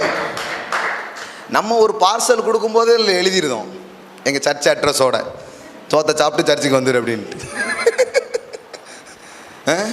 ஒரு கிராமத்தில் போய் பைப்பு பம்பு கிம்பு போட்டால் இயேசு வருகிறார், முதல்ல தண்ணி வருமாங்க அவன்.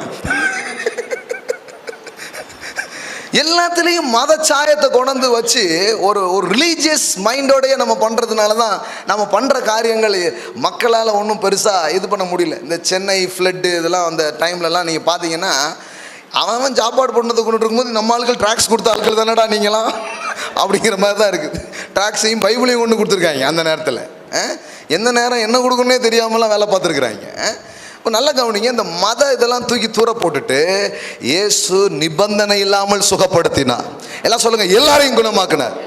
இப்போ இது காட்டமாக இருக்குது மதவாதிகளுக்கு. அது எப்படி ஒட்டு வச்சவங்களையும் சுகமாக்கிட்டாரோ? ஆமாய்யா, அவங்க தான் முதல்ல குணமாவாங்க. உனக்கு தான் சுகத்தை பெறதுல 1000 டவுட்டு, அவங்களுக்கு நோ டவுட்டு. இயேசு ஆக்குவாருன்னு நம்புறாங்க, அவங்க ஆயிடுவாங்க. நல்லா தட்டுங்க, தப்பு கிடையாது.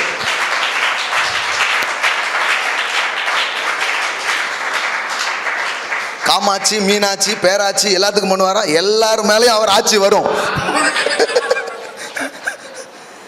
இயேசு காலத்திலே பாருங்களேன், சுகமான 2 பேரும் புறஜாதி தான்.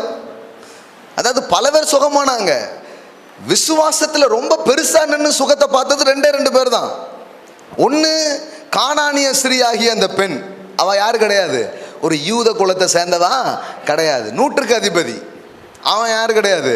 அதனால தான் சொல்றாரு, இஸ்ரவேலருக்குள்ளும் பிராக்கெட் இன்றைய கிறிஸ்தவர்களுக்குள்ளும் இப்படிப்பட்ட விசுவாசத்தை நான் பார்க்கவில்லையே. சிறியே உன் விசுவாசம் பெரியது அப்படின்னு சொன்னாரு. அவ யாரு? கானானிய ஸ்திரீ, ஒரு புரஜாதி. இந்த நியாயப்பிரமாணத்துக்கு கீழே, மதத்துக்கு கீழே இருந்த ஒருத்தருக்கு கூட விசுவாசம் வேலை செய்யல. ஏன்னா அவர்கள் எல்லாவற்றையும் தாங்கள் என்ன செய்தோம், தாங்கள் என்ன செய்யவில்லை, இதன் அடிப்படையில தான் கடவுளிடத்துல பெற அவர்கள் முயற்சித்தார்கள். ஆனா இவங்க ரெண்டு பேரும் எங்க கிட்ட செய்யறதுக்கும் ஒன்றும் இல்லை, விடுறதுக்கும் ஒன்றும் இல்லை, இயேசுதான் அப்படின்னு பார்த்தவர்கள் சுகத்தை அவர்கள் பெற்றுக்கொண்டார்கள், விடுதலை அவர்கள் பெற்றுக்கொண்டார்கள். ஹல்லேலூயா. ஏசு அதுக்கு அது மட்டும் இல்லை, அவர் சொல்லிட்டாரு, எப்பா இது இன்னைக்கு நேத்தா நடக்கு, நாகமான் காலத்திலேயே தான் நடக்குன்ட்டார். எவ்வளோ பேர் இருந்தான், ஆனால் புரஜாதியிலிருந்து வந்து தான் சுகத்தை பார்க்குறாங்க. இவங்களுக்கு உள்ளுக்குள்ள 1000 கேள்வி. அதனால தான் கிறிஸ்தவ மதத்தில் ஊறிப்போன மனிதர்கள் ஆசீர்வதிக்கப்படுவதும் சுகத்தை பெறுவதும் ரொம்ப கஷ்டமாக இருக்குது. வெளியிலிருந்து வர்றவங்க ஈஸியாக பெற்றுறாங்க. இதில் நம்ம ஆட்கள் வேற புதுசாக ஒரு தியாலஜி கண்டுபிடிச்சிருக்காங்க. என்ன தெரியுமா? அது புதுசாக வர்ற உங்களுக்கு செய்வார். ஏங்க இவங்க சமாளிப்பு பாருங்க, என்ன ஒரு சமாளிப்பிகேஷன். அது ஆண்டவர் எப்பவுமே இந்த ஃப்ரெஷ்ஷாக வந்தீங்கன்னா உங்களுக்கு பண்ணுவார். யோசித்து பாருங்க. அவர் சொல்றாரு, இது பிள்ளைகளின் அப்பம், பிள்ளையா இருக்கிற உனக்கு தான் முதல் உரிமைங்கிறார். ஆமென். அப்போ எல்லோரையும் சுகமாக்கினார். நல்லா சொல்லுங்க, எல்லாரையும் சுகமாக்கினார். நல்லா சொல்லுங்க, எல்லோரையும் சுகமாக்கினார். ஆமென். இப்போ 14ஆம் அதிகாரம் 36வது வசனம் பாருங்க. 14:36 பாருங்க. அவருடைய வஸ்திரத்தின் ஓரத்தை ஆயிலும் அவர்கள் தொடும்படி உத்தரவாக வேண்டும் என்று அவரை வேண்டிக் கொண்டார்கள். தொட்ட யாவரும் சொஸ்தமானார்கள். எல்லாம் சொல்லுங்க, தொட்ட யாவரும். ஏசு வந்து இவங்கெல்லாம் தொடணும், இவங்கெல்லாம் தொட்டாத, லைன் போடு, லைனாக போடு அப்படின்லாம் சொல்லலை. எல்லாரும் அவரை தொட்ட யாவரும். எல்லாம் சொல்லுங்க, தொட்ட யாவரும். நம்ம நினச்சி கூடாது ஒரு 12 வருஷம் பெரும்பாடு உள்ள ஸ்திரீ தொட்டா சோமானா. இல்லை, பல பேர் தொட்டிருக்காங்க. எல்லாம் விவரத்தையும் எழுதுனா அப்புறம் நீங்கள் பைபிளை ஒரு பெரிய வண்டியில் தான் தூக்கிட்டு வரணும். தொட்ட யாவரும். எல்லாம் சொல்லுங்க, தொட்ட யாவரும். இதுதான் ரொம்ப முக்கியமாக நான் எம்பசைஸ் பண்ண விரும்புகிறேன். இன்னொரு வசனம் பாருங்க, 8ஆம் அதிகாரம் 16வது வசனம் பாருங்க. அஸ்தமான போது பிசாசு பிடித்திருந்த அநேகரை அவரிடத்தில் கொண்டு வந்தார்கள். அவர் அந்த ஆவியை தமது வார்த்தையினால் துரத்தி பிணியாளிகள் எல்லோரையும். எல்லாம் சொல்லுங்க, பிணியாளி எல்லோரையும். அது எய்ட்ஸா இருக்கலாம், கேன்சரா இருக்கலாம், மூளைக்கட்டியா இருக்கலாம், இரத்த நோயா இருக்கலாம், வாட் எவர் பி, கையை வையுங்க, எதிர்த்து நில்லுங்க. பிணியாளிகள் எல்லோரையும் அவர் என்ன பண்ணாரு? சொஸ்தம் ஆக்கினார். இது என்ன, எதை காமிச்சிட்டே வர்றேன்? எல்லாருக்கும், எல்லாருக்கும் அதான் காமிச்சிட்டு இருக்கிறேன். ஒரு இடத்துல இல்லை, எத்தனை இடத்துல இது வருது பாருங்க. எல்லாருக்கும், எல்லாருக்குங்கிறது திரும்ப திரும்ப வருது பாருங்க. இப்போ லூக்காக்கு வாங்க. லூக்கா 6:19. ஏன்னா இங்கே கொஞ்சம் பேர் இருப்பாங்க, அது எல்லாருக்கும் வேலை செய்யாது. கண்டிப்பாக உனக்கு செய்யாது. இவ்வளோ புத்தி இருந்துன்னா உனக்கு எப்படி வேலை செய்யும்? எல்லாருக்கும் எப்படிங்க கொடுப்பாரு? எல்லாருக்கும் கிடைக்குமா அப்படிங்காங்க. நீங்கள் வேணால் கஞ்சனாக இருக்கலாம், அவர் ரொம்ப தாராளமாக இருக்கிறார், அவர் எல்லாருக்கும் கொடுப்பார். 6ஆம் அதிகாரம் 19வது வசனம் பாருங்க. 6:19. அவரிடத்திலிருந்து வல்லமை புறப்பட்டு எல்லோரையும் குணமாக்கினபடியினாலே ஜனங்கள் யாவரும் அவரை தொடும்படி வகை தேடினார். எல்லாம் சொல்லுங்க, எல்லோரையும் குணமாக்கினபடியினாலே. நல்லா சொல்லுங்க, எல்லோரையும் குணமாக்கினபடியினார். ஆமென். இப்போ 4:4 பாருங்க. 4:4 வந்து என்ன வருது? மனுஷன் அப்பத்தினால் மாத்திரமல்ல தேவனுடைய வார்த்தையினால் அவன் என்ன பண்ணுவான்? பிழைப்பான் என்று எழுதியிருக்கிறது என்றார். ஓகே, எல்லா இடத்துலையும் நீங்கள் பார்த்தீங்கன்னா ஒரு ஸ்டேட்மெண்ட் திரும்ப திரும்ப வருது. அது என்னன்னா, ஹி ஹீல் எவ்ரி ஒன். எல்லாம் சொல்லுங்கள், எல்லாரையும் சுகமாக்கணும். இன்னைக்கு காலையில் தெளிவாக இருக்கா? எல்லாருக்கும் சுகம் உண்டுன்ட்டு. சின்ன ஆளாக இருக்கலாம், பெரிய ஆளாக இருக்கலாம், நடுவயதாக இருக்கலாம், யாராக வேணாலும் இருக்கலாம். சுகம் எல்லோருக்கும் உரியது, விடுதலை எல்லோருக்கும் உரியது. பிசாசின் பேரில் ஜெயம் தேவனால் பிறந்த யாரையும் அவன் என்ன பண்ண முடியாது, தொட முடியாது. கிளியராக இருக்கா? இப்போ இதை ஒர்க் அவுட் பண்ணணும். எழுந்து நிற்போம். Thank you Jesus, thank you Jesus. Hallelujah, hallelujah, hallelujah, glory to God. இப்போ உங்களுக்கு வியாதி இருந்தது, இப்போது உங்களுக்கு ஏதோ சம்திங், ஒரு ஹீலிங் தேவைன்னா இப்போவுமே அது நடக்கும். சிலர்லாம் நீங்கள் கேட்டுகிட்டே இருக்கும்போது நடந்திருக்கு. அன்றைக்கி ஒரு பாட்டி சொன்னேன் இல்லையா, தம்பி வீட்டுக்கு போய் பார்க்க திடீர்னு கட்டியே காணும் அப்படிங்க. என்ன பாட்டி சுருக்கு பைய காணுங்கிற மாதிரியே சொல்கிறீங்களே. something happened. Hallelujah, hallelujah, hallelujah. இந்த வார்த்தை எவ்வளவு உண்மைங்கிறத தேவாவியானவர் உறுதிப்படுத்துவார் இந்த இடத்துல. He healed everyone. இயேசு எல்லோரையும் சுகமாக்கினார். இயேசு ஒரு மதம் அல்ல. He is not a religion, my friend. He is a savior of the world. He is a savior. He come to save us. He come to heal. He come to deliver us. Hallelujah. நம்மை விடுவிக்கும்படியா, நம்மை சுகப்படுத்தும்படியா, hallelujah, அவர் இந்த பூமிக்கு இறங்கி வந்த தேவகுமாரனாய் இருக்கிறார். நம்மை போலவே வந்தார். நமது சாயலின்படி அவர் வந்தார். பரிசுத்த ஆவியில் நிறைந்தவராய், பிசாசின் பிடியில் அகப்பட்ட யாவரையும் குணமாக்குகிறவராய் அவர் சுற்றி திரிந்தார் என்று வேதம் சொல்லுகிறது. வேதம் சொல்லுகிறது, இயேசு கிறிஸ்து நேற்றும் இன்றும் என்றும் மாறாதவராய் இருக்கிறார். நேற்றும் இன்றும் என்றும் மாறாதவராய் இருக்கிறார். நேத்துக்கு குணமாக்குனார்னா இன்னைக்கும் குணமாக்குவார், நாளைக்கும் குணமாக்குவார். ஹalleluya. மக்கோரா ஷேகே டோலா பௌதரே, அவருடைய வல்லமை இந்த இடங்களில் இப்பொழுதே இறங்குகிறது. அவருடைய சுகமாக்குகிற வல்லமை, அவருடைய விடுவிக்கிற வல்லமை இப்போதே உங்கள் சரீரத்தை குணப்படுத்தும்படியாய். ஹalleluya. ஆன்லைன்ல பார்த்துட்டு இருக்கலாம், வியாதி படுக்கையில் இதை பார்த்து கொண்டிருக்கலாம், நோயில சிக்கிட்டு இருக்கலாம். எந்த கண்டிஷனில் நீங்கள் இருந்தாலும் சுகம் உங்களுடையது. எல்லோரையும் குணமாக்கினார். அவரை தொட்ட யாவரும் சுகமானார்கள்.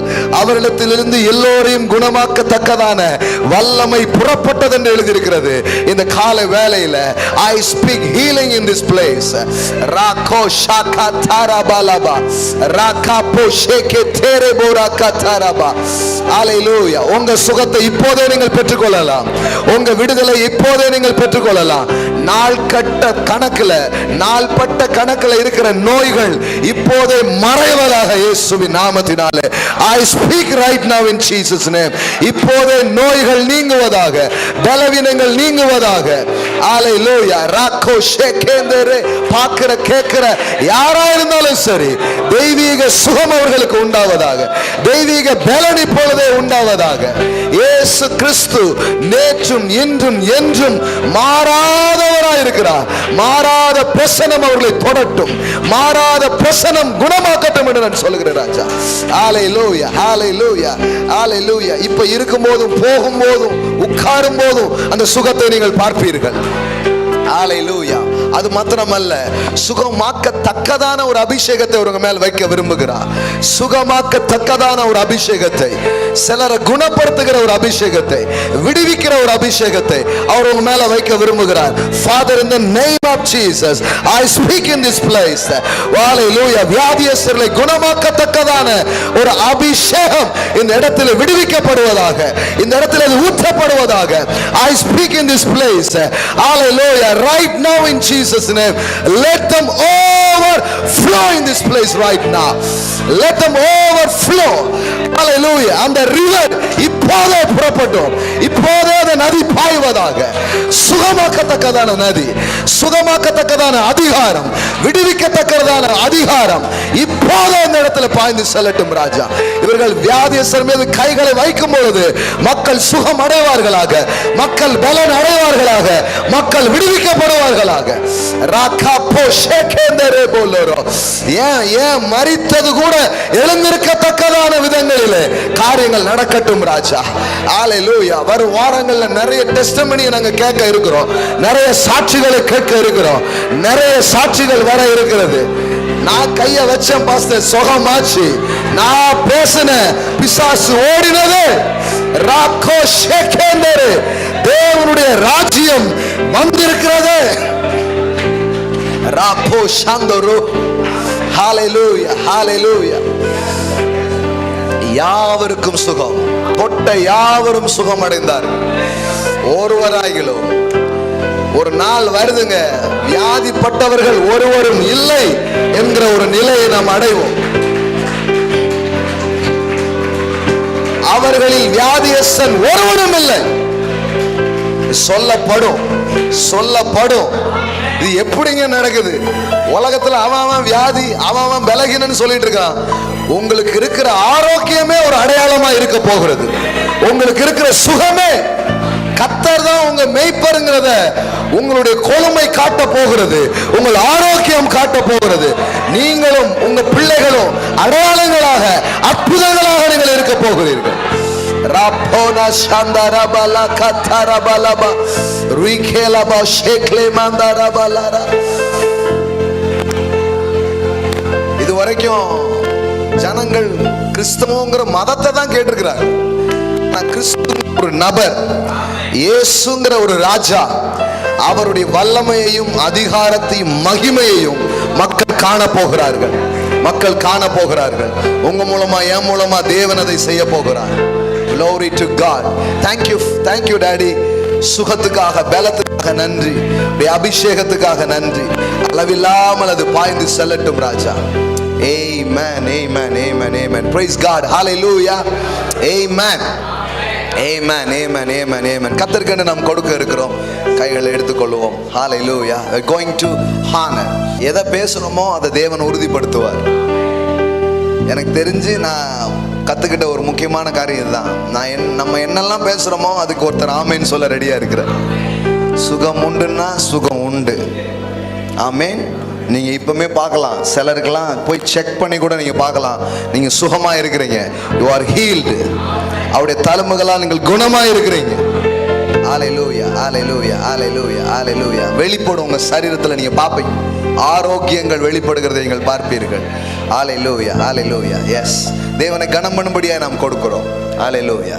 கைகளை எடுத்துக்கொண்டு அறிக்கை செய்து நாம் கொடுக்க போகிறோம். எல்லாம் சொல்லுங்க. இந்நாளில் உண்டாயிருக்கிறது போல் ஐஸ்வர்யத்தை சம்பாதிப்பதற்கான பலனை அவரே எனக்கு கொடுத்தார். ஆகையால் என் ஐஸ்வர்யத்தை கொண்டு என் தேவனை நான் கனம் பண்ணுகிறேன். இப்பொழுது இருக்கிறதை பார்க்கணும் 1000 மடங்கு நான் பெருகும்படி தேவன் சொல்லியபடியே அவர் என்னை ஆசீர்வதிப்பார். இப்போதே நான் பெற்றுக்கொள்கிறேன். இயேசுவின் நாமத்தினாலே பெருக்கத்தை பெற்றுக்கொள்கிறேன், நிறைவை பெற்றுக்கொள்கிறேன், கடனற்ற வாழ்வை நான் பெற்றுக்கொள்கிறேன். என் தேவைகள் எல்லாம் சந்திக்கப்படுகிற வாழ்வை